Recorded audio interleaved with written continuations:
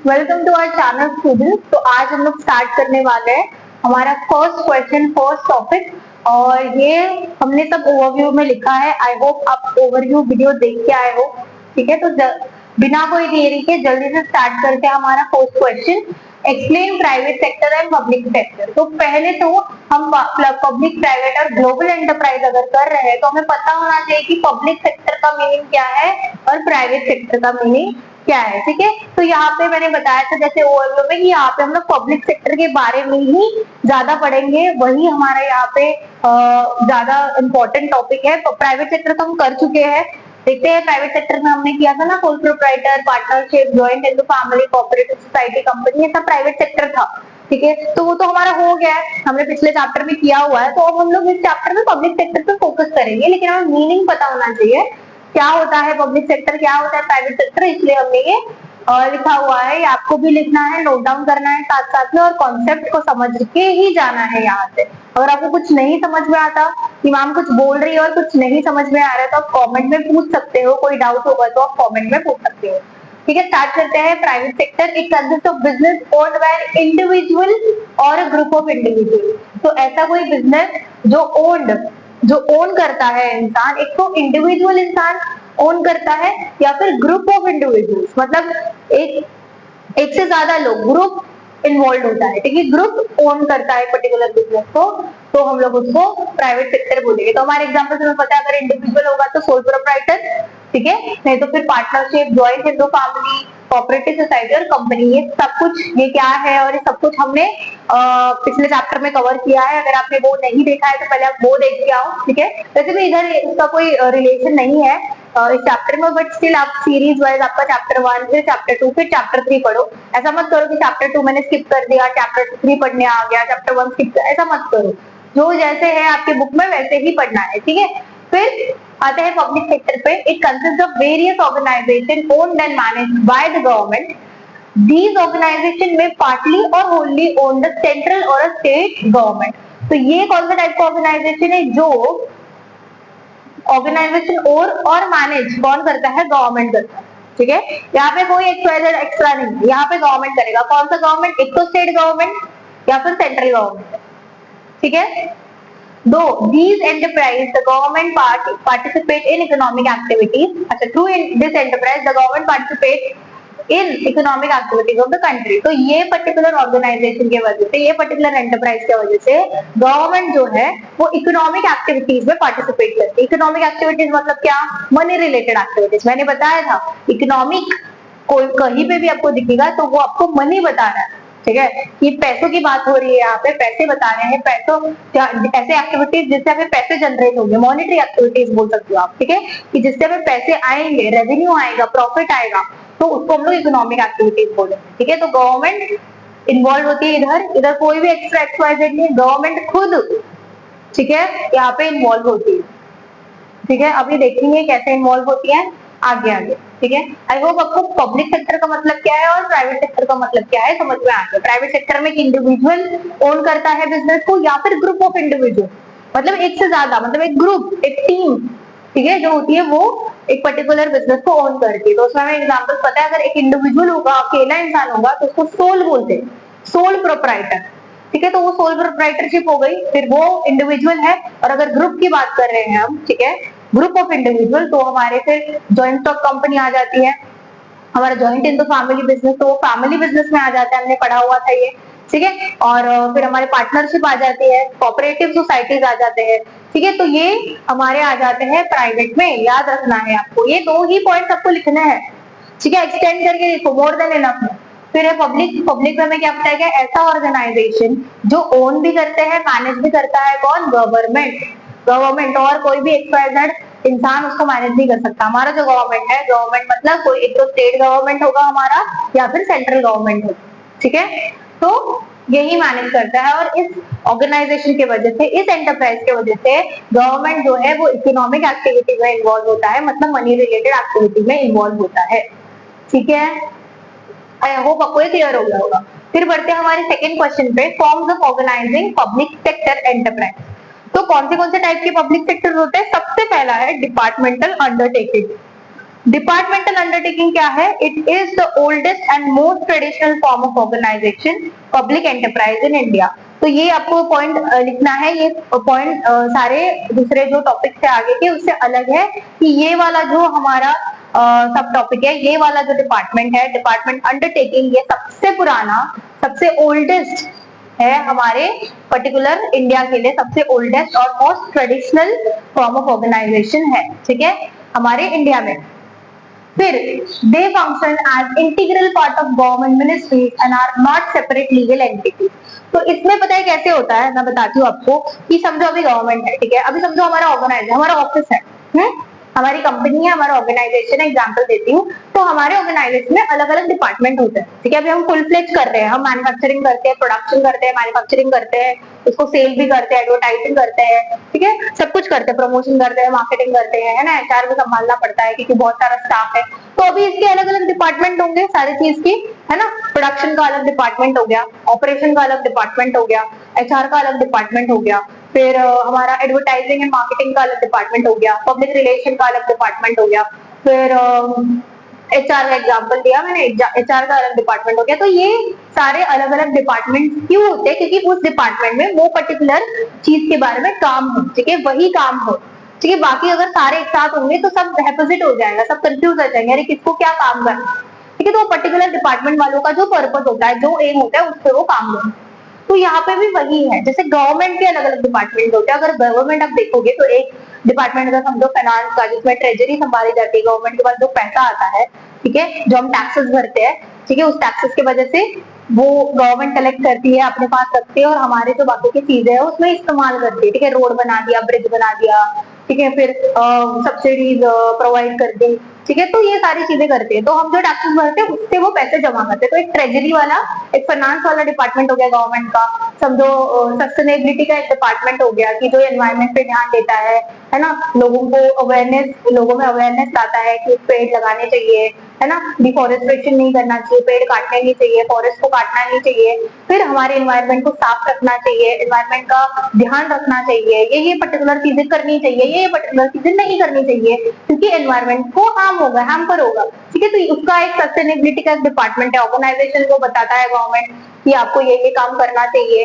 है ना, ये मेजर्स लेने चाहिए। तो ये सस्टेनेबिलिटी का डिपार्टमेंट हो गया। फिर समझो डिजास्टर मैनेजमेंट का डिपार्टमेंट हो गया, ठीक है, कि डिजास्टर मैनेजमेंट में पर्टिकुलरली अगर कोई नेचुरल डिजास्टर आता है या मैनमेड डिजास्टर आता है हमारे कंट्री के कोई भी पार्ट में, हमारे स्टेट के कोई भी पार्ट में, तो जो स्टेट गवर्नमेंट है जिसका वो डिजास्टर मैनेजमेंट का डिपार्टमेंट है, उसके लोग जाके काम करेंगे, उसके लोग प्रिवेंट करेंगे चीजों को, है ना, उसके लोग अवेयरनेस भी फैलाएंगे, उनके लोग जो भी है डाटा फोरकास्टिंग जो भी है वो करते रहेंगे, राइट। तो ऐसे अलग अलग, मैं एग्जांपल दे रही हूँ बस, क्यों, ताकि आपको समझो कि ऐसे अलग अलग प्रकार के डिपार्टमेंट होते हैं गवर्नमेंट के भी, ठीक है। तो उसमें ही समझो कि एक एक्स्ट्रा डिपार्टमेंट है, एक एक्स्ट्रा डिपार्टमेंट है, वही वो बता रहे हैं कि इंटीग्रल पार्ट है। मतलब इंटीग्रल मतलब क्या होता है? इंटीग्रल, इंटीग्रल मतलब अंदर, है ना, हमारे ही बाउंड्रीज के अंदर चीजें हो रही है, उसको इंटीग्रल बोलेंगे। तो गवर्नमेंट के अंदर ही एक अलग डिपार्टमेंट बनाया जाता है, एक अलग ही डिपार्टमेंट जिसके अंदर ये सारी काम होते हैं कि हम इकोनॉमिक एक्टिविटीज को परफॉर्म करते हैं, बिजनेस करते हैं बेसिकली, ताकि हम पैसे जनरेट करें, ठीक है। वो पैसे जनरेट करके हम क्या करते हैं, ठीक है, हमारे ट्रेजरी में डाल देते हैं। ये हम यहाँ पे पढ़ेंगे कि जो रेवेन्यू है वो हम हमारी ट्रेजरी से ही पैसे लगाते हैं, ठीक है, कुछ पैसे लगाते कि ये अच्छा ये पर्टिकुलर भी हमें पता है कि बिजनेस आपको करना है तो आपको कैपिटल लगाना पड़ेगा, आपको पैसा लगाना पड़ेगा। कोई किसी का बिजनेस है ऐसे क्या कि बिना पैसों के चल रहा है, हाँ मैंने पैसे ही नहीं लगाया बिजनेस मेरा चालू हो गया, ऐसे कहीं पे भी नहीं होता।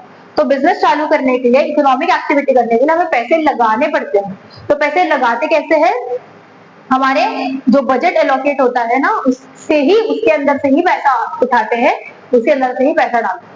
और जो भी रेवेन्यू आता है, फिर से रेवेन्यू जो आता है ये सब लगा के, जो भी है ऑपरेशन करके, प्रोडक्शन करके, सेल्स करके जो रेवेन्यू आता है, जो प्रॉफिट आता है, वो कहाँ पे जाता है? फिर से डिपॉजिटेड बैक इनटू ट्रेजरी। तो ट्रेजरी के अंदर से डिपॉजिट होता है, फिर उसको फिर से इस्तेमाल करते हैं, जो भी चीजों में इस्तेमाल करना है, ठीक है। तो ये ऐसे चलता है, हम आगे पढ़ेंगे। बस मुझे ये बताना था कि आपको ये दिमाग में डालना है या आपको कंज्यूम करना है ये बात को, कि क्योंकि बच्चे ना ये टॉपिक समझ ही नहीं पाते, भूल जाते हैं या फिर क्लियर ही नहीं हो पाता कि डिपार्टमेंटल अंडरटेकिंग है क्या। तो कुछ नहीं है, बस एक डिपार्टमेंट है समझो, जो गवर्नमेंट के अंदर ही है। जैसे बाकी डिपार्टमेंट गवर्नमेंट चलाता है, वैसे ये भी डिपार्टमेंट चलाता है, जिसके अंदर ये इनको इकोनॉमिक एक्टिविटी परफॉर्म करनी है और पैसा जनरेट करना है, ताकि वो अपने ट्रेजरी में एड ऑन कर सके, अपने ट्रेजरी को और बढ़ सके। ठीक है, समझ रहे हो। तो आते हैं इसके की फीचर्स पे। तो सबसे पहला है गवर्नमेंट ओनरशिप एंड कंट्रोल। तो हमने इतनी बार बोला कि यहाँ पे कोई प्राइवेट इंसान नहीं है, कोई इंडिविजुअल नहीं है, कोई ग्रुप ऑफ इंडिविजुअल नहीं है, वो सब पब्लिक सेक्टर में, प्राइवेट सेक्टर में होता है। पब्लिक सेक्टर में ये डिपार्टमेंटल अंडरटेकिंग में सारा जो ओनरशिप है वो गवर्नमेंट के पास है, सारा जो कंट्रोल है वो गवर्नमेंट के पास है। So the enterprise are fully owned and operated by government, functioning under the direct control of a specific ministry. तो specific ministry उन लोग फॉर्म करते हैं डिपार्टमेंट के अंदर, मतलब गवर्नमेंट के अंदर ही डिपार्टमेंट बनाते हैं, उसमें स्पेसिफिक मिनिस्ट्री कर देते हैं और उसके अंदर ही हमारी ये सारी चीजें चलती है। ठीक है, फिर आता है फाइनेंस एंड रेवेन्यू। जैसे मैंने बताया, they are finance through annual budget allocation. तो जब एनुअल बजट एलोकेशन होता है, एनुअल मतलब साल में एक बार बजट एलोकेशन होता है कि ये साल में ये चीज में इतना खर्चा लगेगा, ये चीज में उतना खर्चा लगेगा, उसका एलोकेशन होता है। वो एलोकेशन करते वक्त ही इस पर्टिकुलर स्पेसिफिक मिनिस्ट्री को कितना पैसा लगेगा वो डिसाइड होता है और वो उनको दिया जाता है। ठीक है, फिर ओके, और ये कहाँ से दिया जाता है, गवर्नमेंट ट्रेजरी से निकाल के दिया जाता है। ठीक है, फिर और रेवेन्यू जनरेटर है deposited back to the treasury. तो फिर से जो भी रेवेन्यू आता है तो फिर से वो ट्रेजरी के अंदर डाल देते हैं। फिर है नो सेपरेट लीगल एंटिटी। हमने देखा, हमने बार बार बोला कि गवर्नमेंट जो है ये पर्टिकुलर ये जो इकोनॉमिक एक्टिविटी हो रही है गवर्नमेंट के अंदर ही हो रही है, उसके अंदर ही डिपार्टमेंट है, तो उसकी सेपरेट लीगल एंटिटी कैसी हुई, ये तो गवर्नमेंट एज ए गवर्नमेंट ही हम इसको देख रहे हैं ना, तो गवर्नमेंट की ही वो बॉडी है, अलग कुछ नहीं है, इसलिए यहाँ पे नो सेपरेट लीगल एंटिटी आएगा। It is not autonomous body, they lack a separate legal entity and are considered extensions of their respective ministries. तो यहाँ पे lack, ये कोई ऑटोनोमस का मतलब क्या होता है कि जिसका अलग है कुछ, तो मतलब अलग सब कुछ बनाया हुआ है उसको ऑटोनोमस बोलेंगे। फॉर एग्जाम्पल आप कॉलेजेस की बात ले लो, आप जब 11th-12th के बाद जब डिग्री कॉलेज में जाओगे, है ना, आप कोई कोर्स लोगे, तो जब कॉलेजेस डिग्री कॉलेजेस आप देखते हो तो कुछ कॉलेजेस ऑटोनोमस होते हैं। ठीक है, आप देखोगे लिखा हुआ कॉलेजेस के ऊपर की यहाँ पे ऑटोनोमस लिखा हुआ है। तो ऑटोनोमस का मतलब क्या होता है कि ये कॉलेज, देखो हमारे जो मुंबई में जो कॉलेजेस है, ठीक है, मुंबई से बिलोंग करते हैं, मुंबई में जो कॉलेजेस है वो पर्टिकुलरली मुंबई यूनिवर्सिटी को फॉलो करते हैं। अगर आपका कॉलेज दिल्ली में है तो दिल्ली यूनिवर्सिटी को फॉलो करेंगे। ठीक है, तो जहाँ कहीं पे आपका कॉलेज है वो पर्टिकुलर उसके यूनिवर्सिटी को फॉलो मतलब जो भी रूल्स रेगुलेशन मुंबई यूनिवर्सिटी निकालता है वो पर्टिकुलर कॉलेज फॉलो करता है। उसके अंडर जो भी बुक्स आते हैं, जो भी डिग्री कोर्सेज के, उसके अंडर से ही फॉलो करते हैं। लेकिन कुछ कॉलेजेस होते हैं ऑटोनोमस जो पर्टिकुलर यूनिवर्सिटी के अंदर नहीं आते, वो अपना चलाते हैं सब कुछ। ठीक है, मतलब मेरे कॉलेज के अकॉर्डिंग चीजें होंगी, ये ऑटोनोमस डिग्री है। ठीक है, पूरा कॉलेज ऑटोनोमस होता है, कभी कभी पर्टिकुलर कोर्स ऑटोनोमस होता है। ठीक है, तो अगर बीकॉम है समझो, या बीबीए है, या बीएमएस है ना, या फिर बीएमएम है मास मीडिया, तो समझो कि आपका जो बीबीए है वो ऑटोनोमस है, बाकी के कोर्स नहीं है, बाकी के कोर्स मुंबई यूनिवर्सिटी के अंडर से चल रहे हैं। और बीबीए जो है वो बस कॉलेज चला रहा है, मतलब बीबीए के जो बुक्स आएंगे वो यूनिवर्सिटी के अंडर जो बने हुए हैं वो नहीं आएंगे, वो अपने बुक अपने नोट्स देंगे। जो भी कोर्स करिकुलम डिसाइड किया है वो उन्होंने कॉलेज ने डिसाइड किया होगा। तो आप इस कॉलेज का अगर देख लो, कॉलेज का नाम समझो ए है, तो ए कॉलेज का करिकुलम देख लोगे वो पर्टिकुलर कोर्स के लिए तो अलग है, फिर बी कॉलेज का आप करिकुलम देख लोगे उसका अलग है। ठीक है, बहरहाल अगर मुंबई यूनिवर्सिटी के अंडर ही चल रहा है तो सारे कॉलेजेस का करिकुलम सेम होता है, क्यों, मुंबई यूनिवर्सिटी ने दिया है। समझ रहे हो आप डिफरेंस। तो ऑटोनोमस क्या होता है कि ये अपना अलग ही लोग सब कुछ कर रहे हैं, उसको ऑटोनोमस बोलेंगे। तो यहाँ पे ऑटोनोमस कुछ है क्या, अलग कुछ चल रहा है किसी का, नहीं, यहाँ पे सब गवर्नमेंट के अंडर चल रहा है, सब गवर्नमेंट, इसलिए यहाँ पे लिखा है कि it is not autonomous body. They lack a separate legal entity, lack करते हैं, उनकी कोई सेपरेट लीगल एंटिटी नहीं है, and are considered extensions of their respective industry.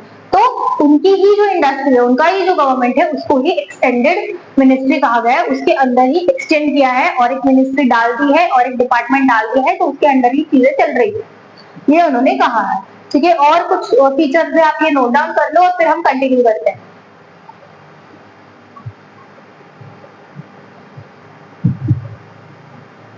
Okay class, तो लेट्स कंटिन्यू आवर पॉइंट। तो हमने 3 पॉइंट तक किया था। अब हम फोर्थ पॉइंट पे आते हैं विच इज स्टाफिंग। स्टाफिंग क्या है? Employees are government service recruited to standard government procedure. तो यहाँ पे जो एम्प्लॉइज काम करते हैं, जो लोग काम करते हैं, वो सब गवर्नमेंट सर्वेंट होते हैं, ठीक है। They are subject to the same government conditions as other government employees and are often headed by Indian Administrative Service IAS officer। तो यहाँ पे जो भी पर्टिकुलर हमारे एम्प्लॉइज होंगे उनको सेम रूल्स फॉलो करने पड़ेंगे जो बाकी के डिपार्टमेंट या बाकी के मिनिस्ट्री के अंडर, मतलब बाकी के बेसिकली जो भी गवर्नमेंट की बॉडीज होती है, गवर्नमेंट के अंदर जो भी डिपार्टमेंट होते हैं उनके अंदर जितने भी एम्प्लॉइज होते हैं उनके जैसे रूल्स रेगुलेशन है, वैसे इनको भी रूल्स रेगुलेशन फॉलो करने पड़ेंगे, ठीक है। और इनको मॉनिटर कौन करता है? किसके अंडर आते हैं? इंडियन एडमिनिस्ट्रेटिव सर्विसेज, जो आईएएस ऑफिसर होता है, ठीक है। आईएएस ऑफिसर आप सबको पता ही होगा, ठीक है। वो मुन्ना भैया का डायलॉग आपने सुना होगा, है ना, आईएएस वाईएएस बनो। और मैं पक्का जानती हूँ कि अभी आप जितने लोग हो जो देख रहे वीडियो, उसमें से 25% तो होंगे जिनके घर पे बोलते होंगे आईएएस आईपीएस बनो। हाँ, ये आपका एम रखो, ठीक है। आप ग्रेजुएशन करो, ये पढ़ाई करो, वो पढ़ाई करो, लेकिन आईएएस की पढ़ाई करो, आईपीएस की पढ़ाई करो। ये होते ही ये पेरेंट्स के दिमाग में है ही, मेजोरिटी पेरेंट्स के, ठीक है। तो ये मुझे पता है, नहीं तो आपको पता होगा आईएएस है क्या, तो आपको ये याद रखने में दिक्कत नहीं होगी, ठीक है। तो आईएएस जो है इंडियन एडमिनिस्ट्रेटिव सर्विस, उसके अंडर वो हेड करता है ये सारे गवर्नमेंट एम्प्लॉइज को। उसके अंडर जो भी उसके जो रूल्स रेगुलेशंस प्रिंसिपल्स है वो उनको फॉलो करने पड़ते हैं, ठीक है। फिर है accounting and auditing. These undertaking follow government accounting and auditing procedures ensuring transparency and accountability. तो गवर्नमेंट का जो भी अकाउंटिंग और ऑडिटिंग प्रोसीजर है उसको ये लोग फॉलो करते हैं, ये गवर्नमेंट के अंदर आता है, ठीक है, ताकि ट्रांसपेरेंसी हो। हमारे जो भी रिपोर्ट्स है, ठीक है, जो भी स्टेटमेंट्स क्लियर होंगे, हमारे जो भी इकोनॉमिक एक्टिविटी हम कर रहे हैं उसके जो भी स्टेटमेंट आएंगे उसमें ट्रांसपेरेंसी हो, उसमें अकाउंटेबिलिटी हो, ठीक है। फिर है ministerial responsibility. The minister in charge holds ultimate responsibility for the enterprise operation and is accountable to the parliament। तो यहाँ पे कोई ओनर नहीं है ना, कोई डायरेक्टर्स नहीं है बिजनेस के कि जो रिस्पॉन्सिबिलिटी देखेंगे, कोई सीईओ सीएफओ वगैरह यहाँ पे चीजें नहीं होती। यहाँ पे जो मिनिस्टर है, ठीक है, जिसके अंडर ये चल रहा है, जिसके अंडर ये एंटरप्राइज है, उसका ऑपरेशन चल रहा है एंटरप्राइज का, वो किसके अंडर है? मिनिस्ट्री के अंडर, ठीक है, मिनिस्टर के अंडर। तो मिनिस्टर इंचार्ज है सब चीजों का, मिनिस्टर के ऊपर सारी रिस्पॉन्सिबिलिटी है कि ये जो भी ऑपरेशन कर रहे हैं वो अकाउंटेबल हो, ठीक है, और इनके जो ऑपरेशंस है वो सब सही हो, ठीक है। मतलब उसमें ट्रांसपेरेंसी भी होनी चाहिए, है ना, एक्यूरेसी होनी चाहिए, सब सही होना चाहिए, तभी ही वो लोग अच्छा आउटपुट जनरेट कर पाएंगे, तभी ही उनको रेवेन्यूज आएंगे, ठीक है। तो ये रिस्पॉन्सिबिलिटी किसकी होती है? मिनिस्टर की होती है, ठीक है। यहाँ पे कोई CEO CFO director council of director जो भी है, जो भी ओनर है बिजनेस का, ऐसा कुछ भी नहीं। यहाँ पे ओनर कौन है? गवर्नमेंट है। तो गवर्नमेंट के अंदर कौन काम कर रहा है? मिनिस्टर काम कर रहा है। तो मिनिस्टर की रिस्पॉन्सिबिलिटी बनती है कि ये सही चलाए, या एंटरप्राइज सही से चलना चाहिए, अच्छा रेवेन्यू आना चाहिए, ठीक है। फिर हो गए हमारे फीचर्स कंप्लीट, ठीक है। फीचर्स के अंदर भी जो पॉजिटिव चीजें होती है, जो आपको लग रहा है कि ओके ये पॉजिटिव है, ये पर्टिकुलर डिपार्टमेंटल अंडरटेकिंग के लिए, तो उसको मेरिट में लिखना है। और जो नेगेटिव चीजें है, जो नुकसानदायक है, जो उसके लिए बेनिफिट नहीं है, मतलब डीमेरिट है बेसिकली, उसको डीमेरिट में लिखना है, ठीक है। फिर मेरिट्स आ जाते हैं। मेरिट्स पे पार्लियामेंट्री एंड मिनिस्ट्री कंट्रोल। तो operations are directly controlled by parliament and the relevant ministry ensuring effective oversight. तो यहाँ पे जो ओवरऑल कंट्रोल है, ठीक है, वो सारा गवर्नमेंट के पास है। तो यहाँ पे कोई XYZ इंसान आ नहीं सकता, बोल नहीं सकता, चीजें कर नहीं सकता। जैसे हम कंपनी में करते थे कि पब्लिक भी इन्वॉल्व होती थी, है ना, शेयर होल्डर्स होते थे, डेबेंचर इशू किए जाते थे, तो डेबेंचर होल्डर्स होते थे, तो बाकी की पब्लिक भी हमारी कंपनी का पार्ट होती थी, तो हम उनको भी आंसरेबल होते थे। यहाँ पे हमें किसी को आंसरेबल होने की जरूरत नहीं है। यहाँ पे कोई एक्स्ट्रा मेंबर नहीं है, कोई आएगा नहीं, कोई जाएगा नहीं। यहाँ पे जो गवर्नमेंट चल रहा है, गवर्नमेंट है हमारा, जो गवर्नमेंट चल रहा है अभी, वो इसको एडमिनिस्ट्रेट करेगा, वो कंट्रोल करेगा, वो मैनेज करेगा, ठीक है। तो ये सब पार्लियामेंट के अंदर होता है, ठीक है। तो ये पार्लियामेंट के अंदर होता है, और जो भी रिलेटिव मिनिस्ट्री है, ठीक है, जो भी मिनिस्ट्री के अंदर ये आता है, वो इंश्योर करता है कि ये इफेक्टिवली चल रहा है, ठीक है। फिर है high public accountability and transparency. So they are answerable to the parliament and follow strict audit rules, so it's easy to check what they are doing. तो ये किसको आंसरेबल है? किसको इनको रिपोर्ट बताने पड़ते हैं, पार्लियामेंट को बताने पड़ते हैं, ठीक है। तो इसलिए वहां पे कुछ झोल गड़बड़ कुछ ना हो, इसलिए जो भी इनके स्ट्रिक्ट रूल्स है, ठीक है, जो ऑलरेडी डिसाइडेड उनकी रूल्स पॉलिसीज है ना, रेगुलेशंस है, इनको फॉलो करना पड़ता है, जो भी उनको ऑडिट में बताया जाता है, ठीक है, वो स्ट्रिक्टली फॉलो करना पड़ता है, और ताकि इजी हो जाएगा कि ये पार्लियामेंट जो है उन पर चेक रखे कि ये सही से काम कर रहे हैं कि नहीं, या कुछ करप्शन हो रहा है, ठीक है। फिर आते हैं revenue directly benefits treasury, all earns flow back into the government treasury and reduce the need for extra taxation. तो जैसे हमें पता है कि जो भी पैसा आता है, जो भी रेवेन्यू आता है, तो वो डायरेक्टली ट्रेजरी में ही जाता है, क्योंकि ट्रेजरी में से ही इसके लिए एलोकेशन होता है, कैपिटल एलोकेशन होता है कि इतने ये एंटरप्राइज को इतना इतना पैसा लगेगा, कैपिटल लगेगा, तो ट्रेजरी में से ही पैसा आता है। लेकिन जो भी रेवेन्यू आता है, रेवेन्यू तो कॉस्ट से ज्यादा होता है, वो हमको पता ही है, तो जो भी पैसा आता है, ज्यादा पैसा आता है, जितना हमने कॉस्ट इनकर किया उससे ज्यादा आता है, तो ज्यादा पैसा कहाँ पे आता है, हमारे ट्रेजरी में फिर से आता है, इसलिए हमें एक्स्ट्रा टैक्सेशन की कोई जरूरत नहीं पड़ती। फिर idea for strategic sensitive sectors, ideal है ये, तो ideal for strategic and sensitive sectors, direct ministerial control allowed for secrecy and security in defence, railways etcetera. तो ये पर्टिकुलरली ऐसे जो सेक्टर्स होते हैं, जो सेंसिटिव सेक्टर्स है ना, जिसको सिक्योरिटी की जरूरत पड़ती है, जिसको सीक्रेसी की जरूरत पड़ती है, सबको बता नहीं सकते, तो ऐसे जो सेक्टर्स होते हैं वो यहाँ पे काम कर सकते हैं हम, उसके वो सारी चीजें यहाँ पे हम चला सकते हैं, वैसे ऑर्गेनाइजेशन वैसे सेक्टर्स को यहाँ पे चला सकते हैं इसके अंडर, क्योंकि यहाँ पे सब गवर्नमेंट ही कर रहा है, तो सारी सीक्रेसी मेंटेन होती है, ठीक है। तो यहाँ पे ऐसे ही टाइप के सेक्टर्स चलते हैं, जैसे सिक्योरिटी का सेक्टर होता है, तो वो इसके अंडर आएगा, हमारे गवर्नमेंट के अंडर आएगा, डिपार्टमेंटल अंडरटेकिंग में आएगा, जैसे डिफेंस हो गया, रेलवे का हो गया, ठीक है, डिफेंस हो गया, सिक्योरिटी सेक्टर्स आते हैं, जैसे अगर आप एयरपोर्ट्स का वगैरह भी देख लो, तो वहाँ पे भी सिक्योरिटी सेक्टर है, डिफेंस, वो जो भी वहाँ पे डिफेंस लगता है, सिक्योरिटी सेक्टर है, वो भी गवर्नमेंट के अंदर आता है, ठीक है। तो कुछ भी हो, रेलवेज हो और फिर एयरपोर्ट्स हो, तो वहाँ पे सिक्योरिटी की कोई बात आती है, तो ये गवर्नमेंट अंडरटेकिंग काम करते हैं, ठीक है। तो ये हमारे फीचर्स कंप्लीट हो गए, हमारे मेरिट्स कंप्लीट हो गए, अभी लास्ट डीमेरिट या लिमिटेशन बोल लो, वो बचे हैं, वो कंप्लीट करते हैं, ठीक है।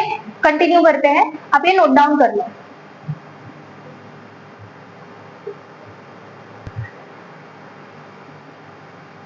ओके क्लास, तो हमारी डीमेरिट्स या फिर लिमिटेशंस को कंटिन्यू करते हैं। पहला हमारा डीमेरिट है रिजिड एंड इनफ्लेक्सिबल ऑपरेशन। तो हमें पता है कि यहाँ पे जब एक ही डिपार्टमेंट काम कर रहा है, सारे रूल्स रेगुलेशंस को फॉलो करके काम कर रहा है, तो काफी रिजिड हो जाता है, बिल्कुल भी फ्लेक्सिबल नहीं होता है। Heavy bureaucracy limits adaptation and innovation, ठीक है, कोई नया आइडिया किसी को आ रहा है, कोई अपना सजेशन दे रहा है एम्प्लॉयज, है ना, तो सारे अलग अलग प्रकार के एम्प्लॉयज होते हैं, अलग अलग जगह से बिलोंग करे हुए, अलग अलग क्वालिफिकेशन होता है, ठीक है, स्किल्स सेट होता है, तो अलग अलग आइडियाज वगैरह जनरेट होती है और होनी चाहिए, ठीक है, तभी हम कुछ अलग कर पाएंगे, कुछ इनोवेटिव कर पाएंगे। लेकिन यहाँ पे ज्यादा इनोवेशन या फिर कोई नई चीज को अडॉप्ट नहीं किया जाता, जो रूल्स रेगुलेशन के अकॉर्डिंग बोल रहा है, चल रहा है, वैसे ही इसको चलाना पड़ता है, ठीक है। ये काफी रिजिड है इसलिए और इनफ्लेक्सिबल है, तो ये उसका डीमेरिट हो गया। फिर dependent on budget, they rely entirely on government funds and have no freedom to invest for themselves. तो पहले तो ये पूरी तरीके से गवर्नमेंट पे डिपेंड करता है फंड्स के लिए, ठीक है। फॉर एग्जांपल फंड एलोकेशन के टाइम डिसाइड हुआ कि ये इतने करोड़ का फंड इनको दिया जाएगा, ठीक है, पर्टिकुलर एक्सपायर्ड करोड़ का, समझो कि 10 करोड़ का फंड इनको दिया जाएगा, ठीक है। तो और उन्होंने उनको कुछ लगा कि ये नया हमें टेक हमारे इसके अंदर इंस्टॉल करना चाहिए, नया वर्जन लेना चाहिए, तो उसका एक्सपेंस ज्यादा है जो हमारे बजट के बाहर जा रहे हैं, तो वो लोग नहीं पर्टिकुलरली जो भी एडवांस फीचर आया है या वर्जन आया है, जो भी टेक वो लोग अपने ऑपरेशंस में इन्वॉल्व करवाना चाहते हैं, वो नहीं करवा पाएंगे, क्योंकि उनको फंड नहीं है उनके पास, वो लोग एक्स्ट्रा जा रहे हैं फंड से, उनका जो भी कॉस्टिंग है वो ज्यादा हो रहा है, जो भी उनके पास फंड है उससे, ठीक है। तो वापस अगर उनको फंड चाहिए तो वापस उनको गवर्नमेंट को बोलना पड़ेगा, उनको बताना पड़ेगा, ये चीज एक्सप्लेन करना पड़ेगा, मांगना पड़ेगा, तो ये पूरी की तरीके से गवर्नमेंट पे रिलाई करते हैं, गवर्नमेंट पे डिपेंड करते हैं, ठीक है। दूसरी बात कि ये लोगों के पास फ्रीडम नहीं है कि खुद इन्वेस्ट कर सके, जैसे कंपनी में हमने देखा था कि अगर कोई भी कंपनी है, ठीक है, तो तो अगर वो अच्छी चल रही है, अच्छे रेवेन्यू जनरेट कर रही है, तो उसके स्टेटमेंट हमें पता है कि पब्लिश होते हैं, पब्लिक देख सकती है। ठीक है, तो अगर एम्प्लॉइज है वही ऑर्गेनाइजेशन में, वो कंपनी में, तो वो खुद भी इन्वेस्ट कर सकते हैं वो कंपनी में, और जो नॉर्मल पब्लिक है, आपके जैसे मेरे जैसे लोग जो है वो भी इन्वेस्ट कर सकते हैं। ठीक है, तो मैं इन्वेस्ट करूंगी, आप इन्वेस्ट करोगे, पर्टिकुलर जो एम्प्लॉइज ऑर्गेनाइजेशन के वो भी इन्वेस्ट करेंगे, तो ऑर्गेनाइजेशन को तो फंड्स मिल रहे हैं, वहां पे उनको फंड्स भी मिल रहे हैं पब्लिक के थ्रू, एम्प्लॉइज के थ्रू। ठीक है, और एम्प्लॉइज इन्वेस्ट भी कर पा रहे हैं अपने खुद की कंपनी में, उसको पता है मेरी कंपनी अच्छी है। तो यहाँ पे ना एम्प्लॉइज खुद इन्वेस्ट कर पाते हैं, ठीक है, अपने खुद से उनको फ्रीडम नहीं कि अपने खुद के लिए वो इन्वेस्ट कर सके, और ना ही ये पर्टिकुलर कोई एम्प्लॉय से लेता है, कोई पब्लिक से कुछ लेता है, जो भी लेता है, जो भी फंड आता है, सारा गवर्नमेंट से ही आता है। तो इसलिए पूरी तरीके से डिपेंडेंट है गवर्नमेंट पे, इसलिए डीमेरिट में आ जाता है। ठीक है, फिर है political interference. Policies and operational decisions often influenced by politics. तो हमको पता है अगर गवर्नमेंट के अंदर है तो अपोजिशन पार्टी होती है, XYZ चीजें होती है, अमका ढमका और XYZ चीजें आ जाती है, इंक्लूड हो जाती है, तो वहां पे पॉलिटिक्स आ ही जाता है। तो पॉलिटिक्स आ जाता है तो पॉलिटिकल इंटरफेरेंस हो जाता है कि वो इंटरफेयर करते हैं आपके बजट में, आपका जो भी एलोकेशन है, आपने जो भी किया उसके अंदर। ठीक है, उनके अलग ओपिनियंस होते हैं तो आपको सुनने पड़ते हैं। ठीक है, वो आपको उसके ऊपर सोचना पड़ता है कि क्या करना है। तो पॉलिटिकल इंटरफेरेंस होता है जो क्या बोलता है कि वो डिस्टर्बेंस है एक पर्टिकुलर हमारे एंटरप्राइज के लिए, कि जब पॉलिटिकल पार्टी या पॉलिटिकल कोई इशू रेज करते हैं वो लोग हमारे एंटरप्राइज को लेके, तो हमारे एंटरप्राइज जो उसका जो ऑपरेशन चल रहे हैं हमारे एंटरप्राइज के अंदर वो डिस्टर्ब हो जाता है। ठीक है, तो इसलिए ये डिमेरिट में आ जाएगा। फिर insensitive to customers, no competition means employees aren't motivated to improve leading to average और स्लो सर्विसेज। तो ये कस्टमर्स के लिए काफी इंसेंसिटिव है कि ठीक है, जो भी ऑर्गेनाइजेशन है, जो भी ये कस्टमर्स को प्रोवाइड कर रहे हैं, ठीक है, तो उसमें वो काफी इंसेंसिटिव रहेंगे, कस्टमर्स का इतना सोचेंगे नहीं। क्यों नहीं सोचेंगे? क्योंकि इनका कोई कंपटीशन ही नहीं है। ठीक है, अगर बाकी आप टाइप के ऑर्गेनाइजेशन देख लो, ठीक है, फॉर्म्स ऑफ ऑर्गेनाइजेशन में हमने पढ़े थे, सबकी कंपटीशन हो। पार्टनरशिप देख लो, उसका पार्टनरशिप रिलेटेड कोई ऑर्गेनाइजेशन है तो उसके भी कंपटीशन है, कंपनी कंपटीशन है, सोल प्रोप्राइटर के कंपटीशन है। कंपटीशन जब होता है तब हम हमारे कंपटीटर से ज्यादा बेटर करने की कोशिश करते हैं, तो हर चीज में हम हमारा बेटर लगाते हैं। अगर कंपटीशन नहीं है तो बस चल रहा है तो चल रहा है, क्योंकि हम अकेले ही है ना, पूरे मार्केट में हम अकेले ही है, तो हमें एक्स्ट्रा मेहनत करने की क्या जरूरत है। दूसरी जगह पे तो कस्टमर जा ही नहीं सकता, हमारे पास ही आएगा। ठीक है, तो उसकी वजह से जो एम्प्लॉइज है वो इम्प्रूव नहीं करते, उनकी जो सर्विसेज है वो स्लो या एवरेज सर्विसेज होती है। ठीक है, क्योंकि कंपटीटर नहीं है, कंपटीटर नहीं है तो जोश ही नहीं आता उनमें कि उनसे बेटर करेंगे, उनसे ज्यादा रेवेन्यू जनरेट करेंगे। वो फर्स्ट नंबर पे है तो मुझे फर्स्ट नंबर पे आना। ठीक है, तो ये सब चीजें यहाँ पे नहीं होती, तो इसलिए ये भी डीमेरिट में आता है। तो ये हो गया हमारा डिपार्टमेंटल अंडरटेकिंग का कॉन्सेप्ट, जिसमें हमने फीचर्स देखे, पहले तो मीनिंग देखा कि उसका मतलब क्या होता है, फिर फीचर्स देखे कि क्या होता है, फिर हमने मेरिट्स और डीमेरिट्स किए। ठीक है, तो आई होप आपको समझ में आया होगा, जितना भी हमने किया कॉन्सेप्ट समझ में आया होगा। अगर कुछ भी समझ में नहीं आया है तो कमेंट में पूछो, बिल्कुल हेजिटेट मत करो। ठीक है, आपके लिए है कमेंट सेक्शन कि आप पूछ सको, डाउट क्लियर हो जाएंगे आपके। ठीक है, फिर अगर आपको ये वीडियो अच्छा लगा होगा, आपको समझा होगा कॉन्सेप्ट, सब कुछ आपको अच्छे से क्लियर हो गया होगा, तो वीडियो को लाइक करो, आपके फ्रेंड्स के साथ शेयर करो, ताकि वो भी ये सब कुछ पढ़ पाए आपके साथ। ठीक है, और ये हमें कंटिन्यू करना है आगे इसके नेक्स्ट पार्ट को, तो हमारे चैनल को सब्सक्राइब करो कि आप सारे सीरीज को अवेल कर सको, आपके पास नोटिफिकेशन आएंगे, आप बेल आइकन को क्लिक करो तो आप सारे सीरीज को फॉलो कर पाओ। ठीक है, तो मिलते हैं नेक्स्ट वीडियो में, तब तक के लिए take care and keep studying.